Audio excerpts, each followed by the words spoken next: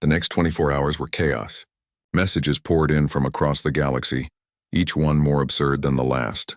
The Velthari vessel had become a gathering point for alien ships, all of them wanting to show solidarity with humanity's supposed plight.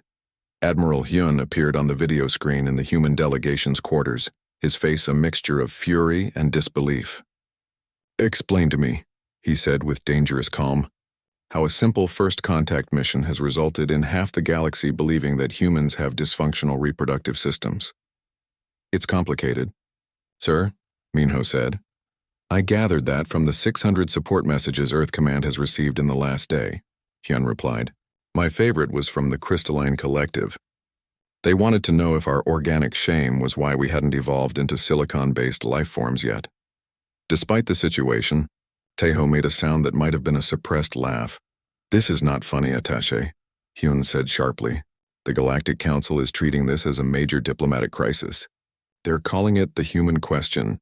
Do you understand how bad that sounds?" "Yes, sir," Minho said. "But we have a plan. It better be a good one," Hyun said. "Because right now humanity's reputation in the galaxy is those poor things with the hidden organs." "Fix it." The screen went dark.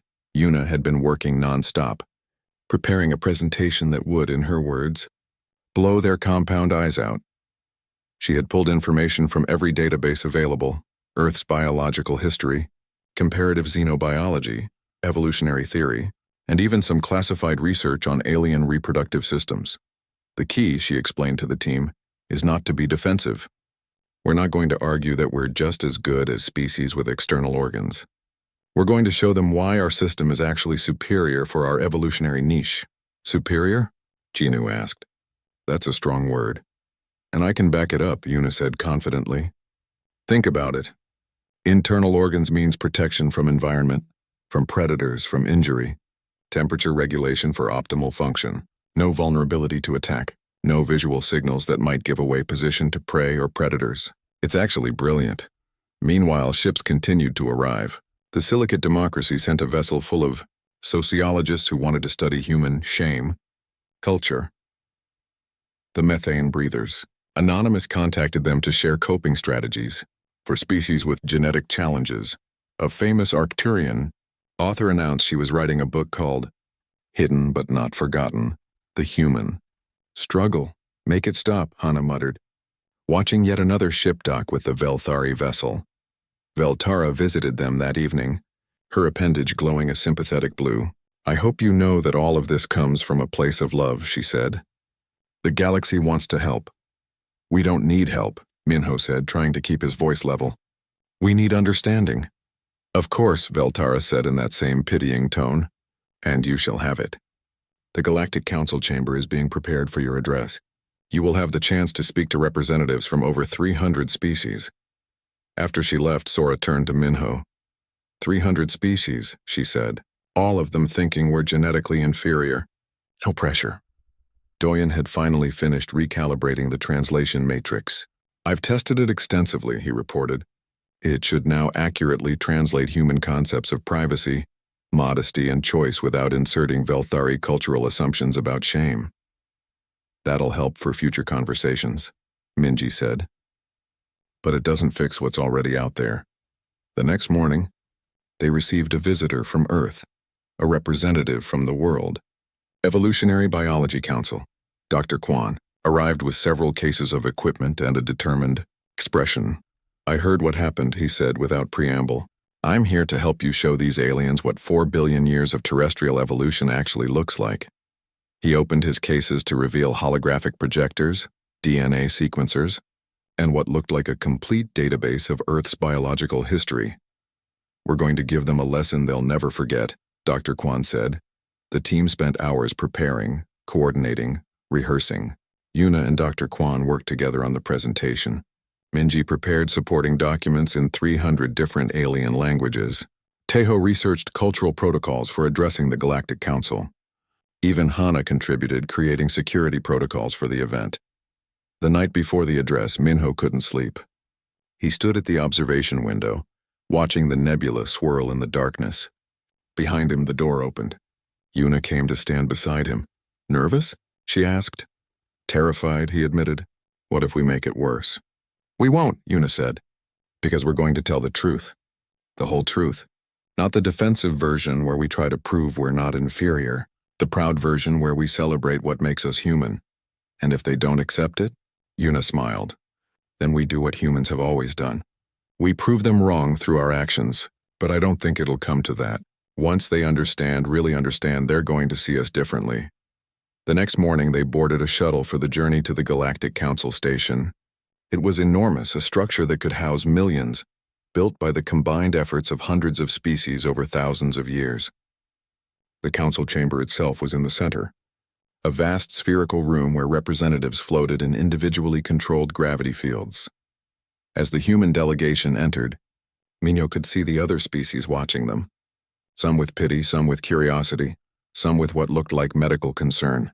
The Velthari delegation was near the center, Veltara's appendage glowing a hopeful green. The council chairman, a massive being made of what looked like living stone, spoke in a voice that resonated through the chamber. We gather to address the human question. A new species has joined our galactic community, and we have learned of their unique challenges. We are here to offer support, resources, and acceptance. With respect, Chairman, Minho said, his voice amplified across the chamber. We're not here to accept charity. We're here to correct some serious misunderstandings about humanity. A murmur ran through the assembled species. The stone chairman tilted his massive head. Proceed, human ambassador. Minho gestured to Una, who stepped forward with Dr. Kwan. The lights dimmed, and their presentation began. What followed would later be called the most important xenobiology lesson in galactic history. But in that moment, as Una started speaking with passion and pride about Earth's evolutionary journey, Minho felt something shift in the chamber. The pity was fading, replaced by something else: interest, respect, and maybe, just maybe, a touch of awe. Let me tell you about evolution, Una began, and why internal reproductive organs aren't a disadvantage. Let me tell you about humans. Let me tell you about Earth. And let me tell you why you've completely misunderstood everything about us. The chamber fell silent. Every species focused on the humans standing before them. It was time to show the galaxy what humanity really was. 3 days after the ceremony, Minho received a message that made his blood run cold. Plexnon, the Velthari chief scientist, was requesting human volunteers for an anatomical study. The message was polite, even kind, but its implications were clear. The Velthari wanted to examine human bodies to understand their disadvantage better. Absolutely not, Hana said when she heard about it, but Genu had a different perspective. Actually, he said slowly, this might be our chance to fix the misunderstanding. If we show them actual medical scans, proper scientific data, maybe they'll finally understand that we're not hiding anything or feeling ashamed. Minho considered this. They had tried words, presentations, and explanations. Nothing had worked. Maybe hard scientific evidence would succeed where diplomacy had failed. All right, he said finally, but we do this on our terms. We provide scans and data, no physical examinations. The Velthari research facility was unlike anything the humans had seen before. Walls of living tissue pulsed gently. Monitoring equipment grew from the floor like strange plants, and the air smelled of ozone and something sweetly organic. Plexnon greeted them enthusiastically, his appendage glowing bright yellow with excitement. Thank you for agreeing to this, he said. We shall treat your data with utmost respect and confidentiality. Genu had brought comprehensive medical scans of human anatomy, MRI images, ultrasounds, detailed diagrams of internal reproductive systems for both males and females. He laid them out carefully on the examination table. As you can see, Genu explained, pointing to the images, human reproductive organs are fully functional and sophisticated.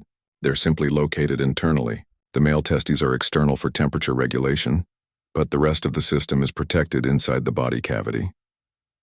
Plexnon studied the scans intently, his compound eyes moving rapidly over the images. 2 other Velthari scientists joined him, all 3 making notes on glowing data pads. Fascinating, Plexnon murmured. But where is the display organ? The structure that signals to potential mates? There isn't one, Genu said patiently. That's what we've been trying to explain. Humans don't have an external display organ like your appendages. So they're completely hidden? One of the other scientists asked. How do you reproduce without being able to signal readiness? We use verbal communication, Genu said. We talk to each other. We express interest through words and actions. The three Velthari exchanged what could only be described as concerned looks. That seems inefficient, Plexanon said carefully, and imprecise. What if signals are misread? Then we clarify, Genu said. That's why communication is so important in human relationships. While this conversation was happening, Doyun, the human linguist, had been examining the translation equipment the Velthari used. He had noticed something odd in the earlier meetings. Certain words seemed to carry different emotional weight when translated than when spoken in English. Excuse me, he interrupted. May I examine your translation matrix? Of course, Plexanon said, waving to a console on the wall. It is standard Galactic Council technology. Doyen began running diagnostic tests on the translation system. His eyes widened as he saw the results. I found the problem, he said, or at least part of it. Everyone turned to look at him. The translation matrix has been converting our words incorrectly, Doyen explained. When we say private, it's been translating as shameful. When we say modest, it comes out as inferior. When we say internal, the Velthari are hearing hidden with shame. What? Minyo said. Are you serious? Doyen nodded grimly. The matrix uses cultural context to refine translations, but it doesn't have enough data on human culture yet. So it's filling in the gaps with Velthari cultural assumptions. To the Velthari, anything not openly displayed is shameful. Their language doesn't really have words for privacy in the way we use it. This explains so much, Yuna said. I can fix it, Doyen said. I just need to recalibrate the... But he was interrupted by an urgent beeping from Plexanon's datapad. The scientist's appendage flashed from yellow to bright red in alarm. What is it? Minyo asked. My colleague on the Science Council has just published our preliminary findings, Plexanon said, his voice strained. I tried to stop her, but she believed the information was too important to delay. Published where? Minyo asked, though he already knew he wasn't going to like the answer. To the Velthari Scientific Network, Plexanon said, which automatically shares significant discoveries with the Galactic Council's database. Which means every species in the galaxy now has access to this information. Doyun finished. Minho's datapad began buzzing with incoming messages. So did everyone else's. Messages from Earth Command, from other human diplomatic missions, from alien species they'd never even heard of.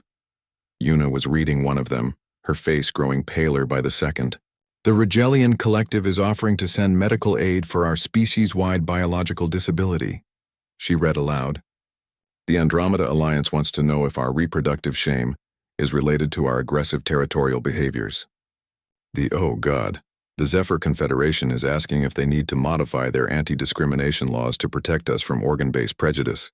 More messages flooded in. A species called the Tulvar offered genetic therapy treatments. The Cosmic Union of Species sent a formal letter of sympathy for humanity's evolutionary misfortune. 3. Different pharmaceutical companies wanted to know if humans would be interested in prosthetic enhancement technology. Turn it off, Minho said. Turn all of it off, but it was too late. The damage was done. Somewhere in the galaxy, the Galactic Council was receiving alerts about a developing situation regarding humanity's biological inadequacies. Plexanon looked genuinely distressed. I am so sorry, he said. We meant only to help. We thought documenting your condition would lead to medical assistance. Our condition, Hana said very quietly, is that we're perfectly normal humans. A new message appeared on Minho's datapad. This one was from Admiral Hyun at Earth Fleet Command. It consisted of 3 words, fix this now. The Galactic Council has scheduled an emergency session, Minji said, reading from her communications console. Topic, human reproductive rights and species dignity. They want a human representative to address the council within 48 hours. This is insane, Taiho said. We went from first contact to a galactic incident in less than a week. Doyen was still working at the translation console. I can fix the translation issue, he said, but that won't undo what's already been published. That won't stop the messages, the offers of help, the pity. Nari, the human pilot who had been waiting on the shuttle, came running into the facility. Sir, she said to Minho, We're getting docking requests from 17 different vessels. They all want to express support for humanity's struggle. Minho sat down heavily in a chair. Around him, his team looked equally overwhelmed. The situation had spiraled completely out of control. Yuna had gone very quiet, staring at the medical scans still displayed on the examination table. Then suddenly her expression changed. "Wait," she said. "What?" Minho asked. "We've been handling this all wrong," Yuna said, her voice growing stronger. "We've been defensive, embarrassed, trying to convince them we're not inferior. But that's not the human way." "What do you mean?" Chinu asked. "We're humans," Yuna said. "When have we ever let anyone else define our worth? When have we ever let misconceptions about us stand unchallenged? We don't hide. We don't apologize. We explain, we educate, and we make sure everyone understands exactly how amazing we are." Minho looked at her. "You're suggesting we turn this into a HFY moment?" "I'm suggesting we show the galaxy what humanity actually is," Yuna said. "Not ashamed. Not hiding. Not inferior. Just different and proud of it." Hana smiled for the first time in days. "I like this plan." Minho stood up. "Minji, send a message to the Galactic Council. Tell them we accept their invitation to speak, and tell them to prepare for a very thorough education on human biology, human culture, and human pride." "Finally," Taiho said. "Now we're talking." Outside the facility, ships continued to arrive, all of them carrying well-meaning aliens who believed they were coming to help a disadvantaged species. They had no idea what was about to hit them. The invitation to the ceremony of acceptance arrived early the next morning. It was written in flowing script on a material that glowed softly in the dark. Minho read it 3 times, each time hoping the words would somehow change. "We gather to celebrate our human friends and accept them fully into our hearts, despite the challenges nature has given them. Let us show them that visible reproductive organs are not required for worth and dignity. They really think they're helping," Yuna said, reading over his shoulder. 2 new team members had arrived overnight. Jinu, the medical officer, was examining the invitation with scientific interest. Minji, the communications specialist, was already drafting messages to Earth Command explaining the situation. Neither of them looked happy about what they were reading. "Can we refuse?" Jinu asked. "Without causing a major diplomatic incident?" Minho shook his head. "No, we have to attend." The ceremony was held in the largest chamber of the Velthari ship, a vast space that could hold thousands. When the human delegation arrived, they found it packed with Velthari from all across the vessel. News of the disadvantaged humans had spread quickly. The chamber was decorated with flowing banners that displayed various symbols. Yuna recognized some of them from her research. Ancient Velthari religious icons, symbols of acceptance and understanding. The Velthari had clearly put enormous effort into this event. Veltara stood at the front of the chamber on a raised platform. Beside her was an elderly Velthari female whose appendage was a deep purple, almost black. She wore robes covered in religious symbols. "Welcome, honored human guests," Veltara said, her voice amplified to fill the chamber. "Today we celebrate acceptance and understanding. May I introduce Thelvara, High Priestess of the Velthari, who will conduct the ceremony." Thelvara stepped forward, her ancient appendage swaying slowly. "We gather in unity," she intoned, "to embrace all forms of life, no matter how they have evolved. Today we show our human friends that they are valued, loved, and accepted." The assembled Velthari began to hum, a deep sound that resonated through the floor. Their appendages all began glowing in unison, creating waves of light that pulsed through the crowd. "The ceremony of acceptance requires openness," Thelvara continued. "We remove all barriers, all hiding, all shame. We display our true selves as a sign of trust." As one, every Velthari in the chamber removed their robes. Thousands of glowing appendages illuminated the chamber like a field of bioluminescent flowers. The light was actually beautiful in its own way, creating patterns that shifted and danced across the walls. But the humans stood frozen, unsure where to look. "Humans," Thelvara said, turning to face them directly, "we understand your reluctance. We know that your species has evolved differently. We know that you lack the external organs that allow us to communicate our health, our status, our readiness to bond." "That's not," Minho started to say, but Veltara raised a hand. "Please, Ambassador, let the priestess complete the ceremony, then you may speak." Thelvara continued, her voice taking on a rhythmic quality. We see you, humans. We see your struggle. You look at us and you see what you do not have. You see organs displayed proudly, glowing with life and health. And you wonder why nature has hidden yours away, made them small and internal and invisible. Oh my God, Minji whispered. They really think we're jealous. It is natural to feel inadequate, Thelvara said, spreading her forearms wide. It is natural to wish for what others possess. But know this, your worth is not determined by your reproductive organs, visible or hidden. You are valuable. You are accepted. You are loved. The crowd of Velthari began chanting, accepted, valued, loved. Their appendages pulsed with the rhythm of the words. Hana's hand had moved to her weapon again, though Minho wasn't sure who she was planning to shoot. Teho had his face in his hands. Sora looked like she might faint. And now, Thelvara said, we invite our human friends to share in our openness. If you wish to display your reproductive organs, however small or hidden they may be, you may do so. We shall not judge. We shall only accept. The silence that followed was absolute. Every Velthari in the chamber turned to look at the human delegation, their compound eyes reflecting the light from thousands of glowing appendages. Yeah, that's not happening, Hana said flatly. Veltara looked disappointed. We understand, she said. The shame runs deep. But please know that whenever you are ready, we are here to accept you.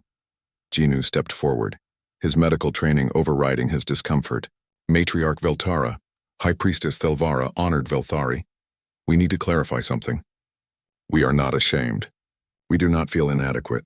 Our reproductive organs are not small or inferior. Of course they're not, Veltara said in the tone one might use with a child claiming to be brave. All organs are equal in their own way. No, you don't understand, Jinu pressed on. Let me explain human biology more clearly. Our reproductive organs are internal by design. They're protected, temperature-controlled, and highly efficient. This isn't a disadvantage, it's an evolutionary advantage. Kilvex, who had been watching from the side, made a skeptical sound. But how do potential mates evaluate fitness? How do you signal reproductive health without visual display? Through other means, Jinu said. Conversation, compatibility, shared values. But those are psychological factors, Kilvex interrupted. What about biological factors? Surely you need to see the organs to evaluate. We don't evaluate organs, Yuna burst out. We don't look at each other's reproductive parts and rate them. That's not how human courtship works. The Velthari went silent. Then Thelvara spoke, her voice full of pity. Ah, so the shame is so deep that you have removed visual evaluation entirely from your mating process. This is worse than we thought. We keep trying to tell you it's not shame, Hana said, her voice rising. Thelvara turned to address the crowd. You see how deeply this affects them? They cannot even admit to their own feelings of inadequacy. We must be patient with them. We must show them extra compassion. The Velthari in the crowd made sympathetic sounds. Their appendages shifted to softer, comforting colors, blues and purples and gentle greens. Next, Thari approached the human delegation, her warrior's appendage glowing a determined red.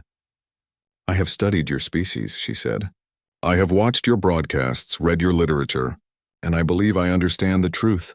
Finally, Minho said with relief. Someone who gets it. You are lying to yourselves, Nexthari declared. You do have visible reproductive organs. You are simply hiding them from us because you do not trust us yet. This makes sense for a cautious species. I respect this. We're not... Minho sputtered. It is all right, Nexthari said, placing one of her hands on his shoulder. When you are ready to trust us, you will reveal your true forms. Until then, we shall respect your boundaries, even if they come from fear rather than shame. Minji was furiously typing on her datapad. I'm sending a message to Earth Command, she muttered. We need instructions. This has gone beyond normal diplomatic protocols. Thelvara raised her arms and the chamber fell silent once more. Let us conclude this ceremony with a vow, she said. We, the Velthari, vow to accept our human friends exactly as they are. We vow to never judge them for their hidden organs. We vow to help them overcome their shame and fear. And we vow to share our technology with them, should they ever wish to enhance their bodies to feel more complete. We don't want to feel more complete, Taiho shouted. We're already complete. But his voice was drowned out by the response of thousands of Velthari. We vow, We accept. We love. As the ceremony concluded and the humans made their way out of the chamber, Veltara approached Minho one last time. "Ambassador," she said kindly, "I know this is difficult for you, but please know that we truly do accept you. Your species has many wonderful qualities that have nothing to do with reproductive organs. Your intelligence, your creativity, your resilience, these are what make you valuable." "Thank you," Minho said weakly, too exhausted to argue anymore. On the shuttle back to their vessel, nobody spoke until they were safely sealed inside. Then Hana said very quietly, "I'm going to need so much therapy after this mission." "Get in line," Genu replied. The next morning, Minho woke to an urgent message from Earth Command. 2 more diplomats were being sent to join the mission. Taiho, a cultural attaché who had written 3 books on alien relations, and Sora, a junior diplomat on her first deep space assignment. They arrived on the morning shuttle, both looking eager and confident. "Ambassador," Taiho said, shaking Minho's hand vigorously, "I've read all the reports from yesterday's meeting. Fascinating situation. I believe I can help smooth things over with the Velthari." Minho had his doubts, but he was desperate for any help he could get. "What do you propose?" "Simple," Taiho said, pulling out his datapad. "We give them a formal presentation on human reproductive biology. Clinical, scientific, completely professional. That way they'll understand that our discomfort wasn't about fascination, but about cultural differences regarding privacy." It seemed reasonable. Minho approved the plan. The presentation was scheduled for that afternoon in the same ceremonial hall. This time when they arrived, there were more Velthari present. Word had apparently spread about the interesting human courtship behaviors, and the room was packed with curious observers. Veltara greeted them warmly, her appendage glowing a cheerful blue. "We are most excited for this educational exchange," she said. "We have invited our cultural specialist to attend." Among the newcomers was a younger female Velthari, whose chitinous armor had a reddish tint. She stood at attention like a soldier, her appendage glowing a fierce orange. "I am Nexthari," she announced. "Warrior scholar. I have studied your species extensively." "Wonderful," Taiho said, completely missing the intensity in her voice. "Then you'll appreciate what we have to share today." The lights dimmed and Taiho's presentation began. He had prepared detailed diagrams of human anatomy, all carefully labeled and color-coded. He explained human reproduction with the enthusiasm of a teacher and the precision of a scientist. Sperm, eggs, internal fertilization, gestation, all of it laid out in clinical detail. The Velthari watched in absolute silence. "So you see," Taiho concluded, "humans have evolved to keep our reproductive organs internal and private. This is not because of shame, but simply because of how our biology developed. It's completely natural for us." More silence. Then Kilvex raised one of his 4 hands. "If I may ask a question?" "Of course," Taiho said confidently. "You say your reproductive organs are internal, but if they are hidden inside your body, how do potential mates evaluate reproductive fitness? How do you signal availability and health?" Taiho blinked. "Well, we use other signals. Conversation, shared interests, emotional connection. But how do you see the organs?" Kilvex pressed. "You have shown us diagrams, but we have not observed any human displaying their reproductive anatomy." "Are you hiding them from us?" "No, that's not," Taiho started. Nexthari suddenly stood up, her appendage blazing bright orange. She strode across the room until she was standing directly in front of Yuna, who had been trying to remain invisible in the corner. "Does the protuberance between my legs intrigue you, human?" Nexthari demanded. "Is that why you're acting strange?" Yuna's mouth opened and closed several times before any sound came out. We're not." "Yesterday you could not look away," Nexthari continued. "You stared, then looked away, then stared again. This is courtship behavior, yes? You wish to evaluate my reproductive fitness?" "No," Yuna squeaked. "It's just that humans don't usually see those so openly, and it's considered rude to stare, but also rude not to look at someone you're talking to, and I didn't know what to do, and, Veltara said, her tone suggesting sudden understanding. "So you are ashamed of your reproductive organs. Because they are hidden, you have developed cultural taboos around them." "That's not quite right either," Minho said, stepping forward. "It's not shame. It's just privacy. It's a personal choice about what to share and when." Kilvex was taking rapid notes on a device. Fascinating. So humans have evolved inferior reproductive anatomy and have developed shame-based cultural practices to cope with this disadvantage. Inferior? Hana spoke up for the first time, her voice dangerously quiet. Our reproductive system is not inferior. Of course, Veltara said soothingly. Kilvex did not mean offense. All species have different evolutionary paths. Some are simply more advanced than others in certain areas. Sora, who had been silent until now, made a sound like a dying animal. We're not ashamed, she said, her voice cracking with nervousness. We're just private about it. There's a difference. We have these organs, we just don't show them to everyone we meet because that's not how our society works, and it would be weird and inappropriate and… She's hyperventilating, Yuna whispered to Minho. Taiho tried to regain control. Perhaps we should take a break and… No need, Veltara said, making a grand gesture with all four arms. We understand now. You are a species that has developed psychological barriers around reproduction due to evolutionary disadvantages.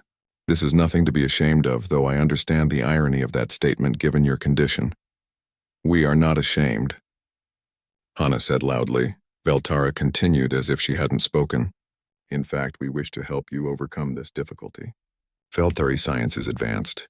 We have genetic modification technology, psychological therapy techniques, perhaps even prosthetic enhancements that could help your species feel more complete. The room went very quiet. Every human in the room was staring at Veltara with expressions ranging from horror to disbelief. You want to give us prosthetic reproductive organs? Minho said slowly. If that would help, Veltara said kindly. Or we could modify your genetics so that your organs develop externally like ours. We want you to know that we accept you as you are, but we also want to offer solutions if you desire them. This is a disaster, Yuna whispered. Nexthari was still standing in front of her. I do not understand human behavior, the warrior said, tilting her head. You say you are not interested in reproductive evaluation, yet you cannot stop looking at our appendages. You say you are not ashamed, yet you hide your own organs. You say you are not inferior, yet you clearly wish you had visible organs like ours. That is not what we're saying, Yuna said, finding her voice at last. Then what are you saying? Nexthari challenged. Yuna opened her mouth, then closed it. She looked at Minho helplessly. Kilvex stood up, his appendage glowing with excited yellow light. I propose we conduct a ceremony, he announced. A ceremony of acceptance. We shall create a safe environment where humans can feel comfortable despite their biological limitations. We shall show them that they are valued members of the galactic community, regardless of their hidden organs. The other Velthari made sounds of agreement, their appendages all glowing brighter. That's really not necessary, Minho said. But his voice was lost in the enthusiastic planning that had erupted around them. Taiho was frantically flipping through his notes. This isn't in any of my books, he muttered. Nothing about this is in any of my books. Sora had sat down on the floor and was breathing into a paper bag that Hana had somehow produced. Yuna caught Minho's eye. Sir, she said quietly, I think we made it worse. Minho watched as the Velthari excitedly discussed their plans, their appendages glowing in a rainbow of colors. I think you might be right, he said. Veltara turned back to them, her compound eyes reflecting genuine warmth and concern. Do not worry, human friends, she said. We shall help you overcome your shame. Tomorrow we hold the ceremony of acceptance. You shall see that you are valued even with your disadvantages. We keep telling you.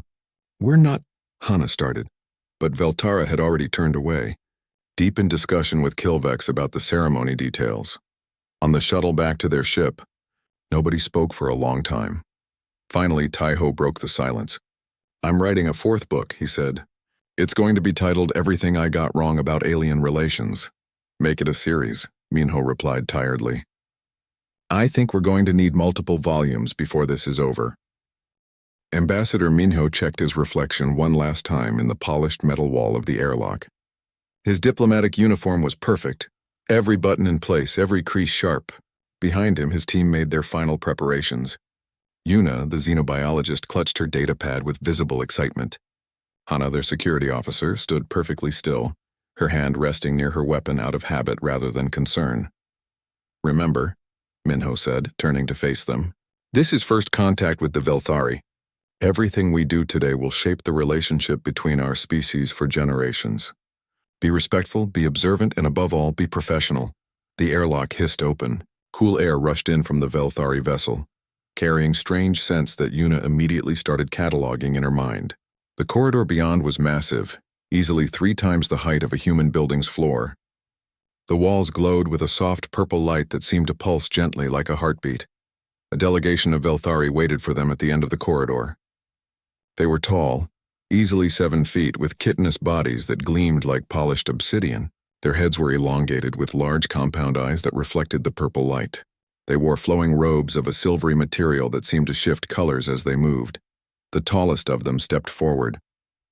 "Welcome, humans," she said in perfect English, though her voice had a musical quality that no human could replicate.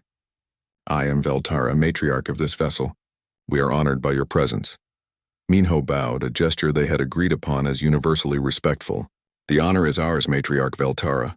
I am Ambassador Minho, and these are my colleagues. Xenobiologist Una and Security Officer Hana. Humanity is grateful for this opportunity to meet." "Come," Veltara said, gesturing with one of her 4 arms. "Let us proceed to the ceremonial hall. There we shall remove the barriers between our peoples and begin true understanding." They walked through the massive corridors, past windows that showed the stars outside. Other Velthari stopped to watch the humans pass, their compound eyes tracking every movement. Una whispered observations into her datapad, documenting everything she saw. The ceremonial hall was breathtaking. The ceiling arched high above them, covered in bioluminescent patterns that swirled and danced.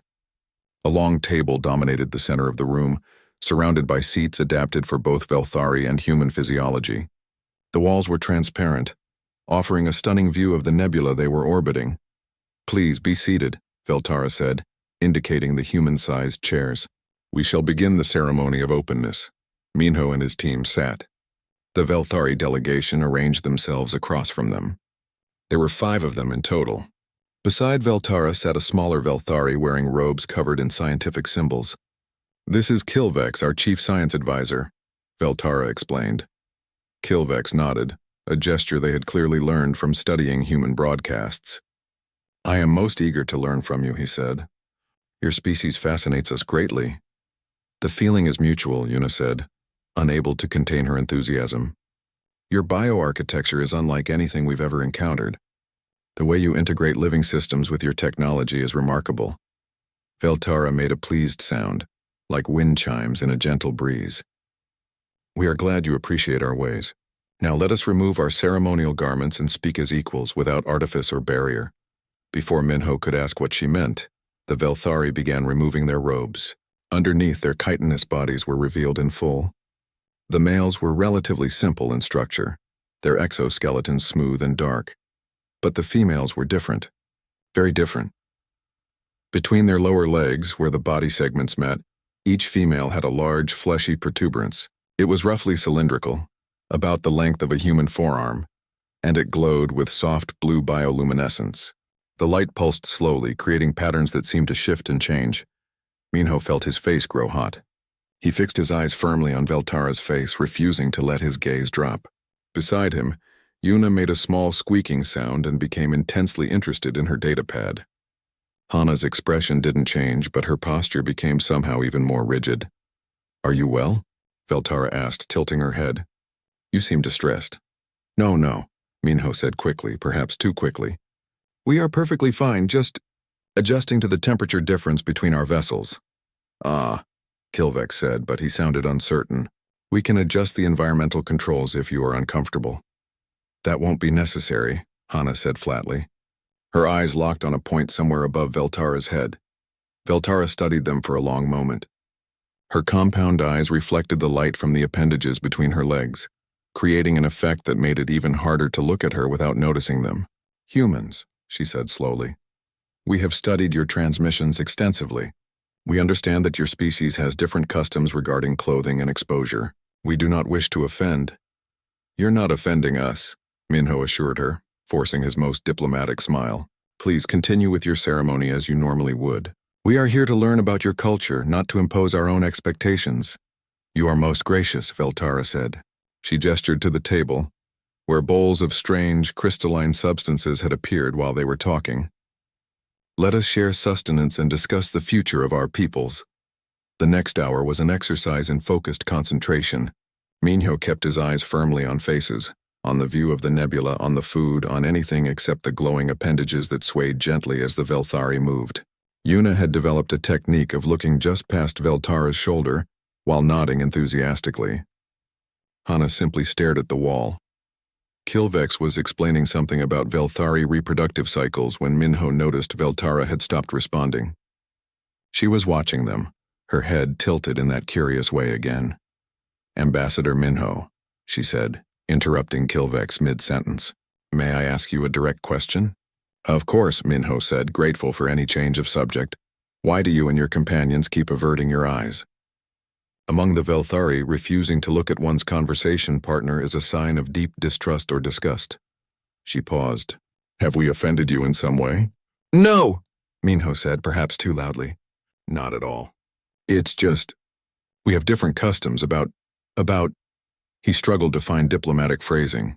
"About looking at reproductive organs?" Veltara asked bluntly. The silence that followed was painful. "It's not that we're offended," Yuna said finally, her face bright red.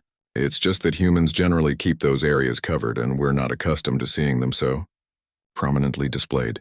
Veltara's eyes widened slightly. "Ah," she said. "So you are fascinated by them? Is that why you keep trying to look and then looking away? We had not realized that human courtship involved such signals." "No, that's not," Minho started. "How interesting," Kilvex interrupted, leaning forward. "So humans use visual cues related to reproductive organs as part of social bonding? We must study this further." Minho felt the situation slipping away from him like water through his fingers. "That's not exactly what we meant," he said weakly. But Veltara was nodding to herself, clearly having come to some conclusion. "We understand now," she said. "Do not worry, Ambassador. We shall make accommodations for your customs. This has been most enlightening." As the meeting concluded and they made their way back to the airlock, Minho couldn't shake the feeling that something had gone terribly wrong. The Veltari were watching them with new interest, their compound eyes tracking every movement, every glance.